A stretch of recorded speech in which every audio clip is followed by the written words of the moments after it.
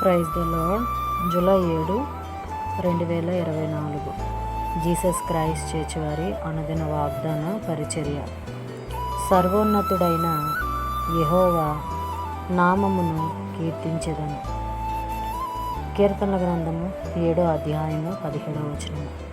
ప్రియ దేవుని వారలారా, ఈ ఉదయకాల సమయంలో దావీదు భక్తుడు దేవునికి స్తుతిస్తూ ఉన్నారు, ఆయన్ని మహిమపరుస్తూ ఉన్నారు, ఆయన్ని కీర్తిస్తూ ఉన్నారు. ఎందుకంటే దేవా, నా బ్రతుకు దినములన్నీ కూడా కృపాక్షేమములు నా వెంట ఉంచావు దేవా.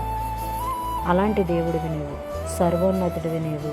నీ నామానికి మహిమ కలుగునుగాక, నీ నామానికి కీర్తి కలుగునుగాక అని ప్రార్థన చేస్తూ ఆరాధిస్తూ ఆయన్ని మహిమపరుస్తూ ఉన్నాడు.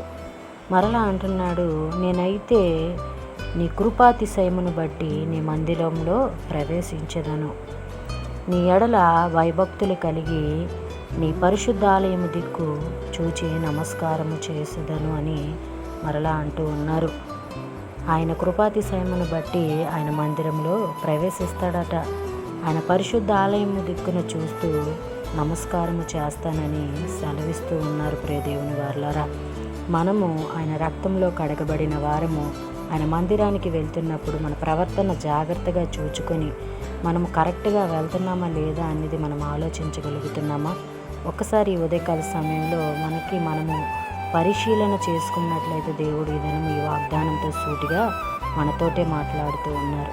అలాగే వాగ్దానం ప్రతి ఒక్కరిలో నెరవేరాలని కోరుకుంటున్నవారు పాస్టర్ శైలేష్ గారు.